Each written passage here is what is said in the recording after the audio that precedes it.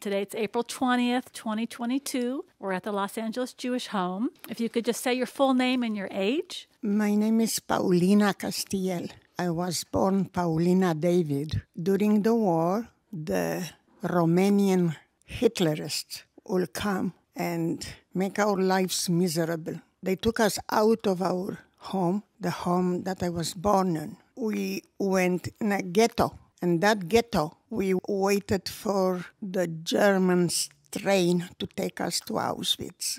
We were lucky because we didn't get to go to Auschwitz. And in the ghetto, my father was taken to forced labor, and it was my mom and other two sisters. There was no beds for us. I remember a big table, and that's where we slept. And my mom tried to find some covers and some pillows, something to make our lives better. How long were you there in the ghetto? For 3 years. When I got out, I was 7.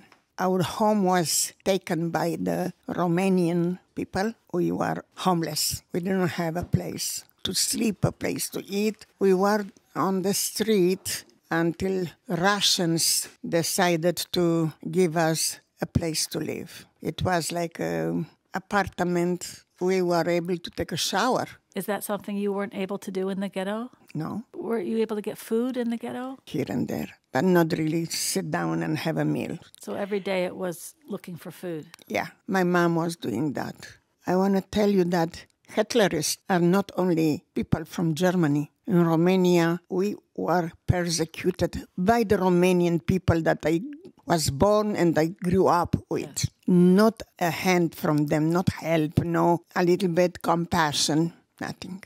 You are a Jew, that's it. You are a Jew. When I was 8 years old, the Russians, they liberated us. The thing is that my father, when he came out of concentration, he was not capable to work, to do anything. For us to have bread on the table, my mom had to go and work. Yeah. So she worked in a factory. The girls were alone at home? Yes, then, yeah. Right? Or were you taking care of your father? When my mom married my father already had children. My older sister took care of my father. When you were released from the ghetto, ultimately, and you said you didn't have a home anymore, they'd taken your home. When we went over there to the home that I was born, yes. I remember that very well. My mom will say, "This is my home. My children were born here. You want me to call the police?" I remember a guy twice my size ran after me and said, "You are a Jew, you killed Jesus." I didn't know who that Jesus was at that time. I went to my mom and said, "Mom, who did I kill?" So she started to tell me the story. When did you eventually leave? And in 1950, we went to Israel. Israel bought all the Jews from Romania. Whoever wants to go, they paid, and that's how we left Romania. In Israel, I went to school, and I was in a kibbutz. I love a kibbutz. Half a day I learn, and half a day I work. By now I was already 14.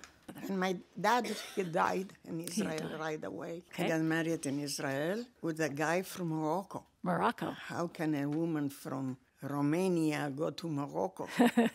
Then we went to Canada with 2 children because I had twins. Boy or girls? Boys. Boys. I was lucky to have a husband that was a hard-working person. His father used to be a barber, and he learned that. And then what happened is that my husband took care of the hair of this guy from New York. And out of the blue, my husband said, "I think that we are going to live in New York." So this guy made the papers with a lawyer for my husband to go over there. We live in Queens. Your life changed dramatically from being a little girl in Romania. Did you tell your sons your story, what happened? Yeah, sometimes they didn't want to hear it. Ima, don't say that. Then what took you from New York to California? Where we live, next to my place, was a lady from Israel. She was much more knowledgeable than me. And she said, "If you don't like the snow, You know that there is a place in America called California. Doesn't snow over there. I said to my husband, I'm going to go to California. He had already a barber shop of his own, so it was a good situation. Yes. He said, okay, let me go to California, look for a place. So he came here and found a place. And Did he get another barbershop, or what happened? yes, Oh. and a wheelchair. Oh. What he was really doing was wigs for men. That was his main profession, and that's how he made the money. How long was your marriage? 22 years, and he died. He had a heart attack. Leo, go and see a doctor. What do they know? Just like that, the children were 6 or 7, and he was going on the floor to play with them, and he dropped dead right there on the floor. Oh, my.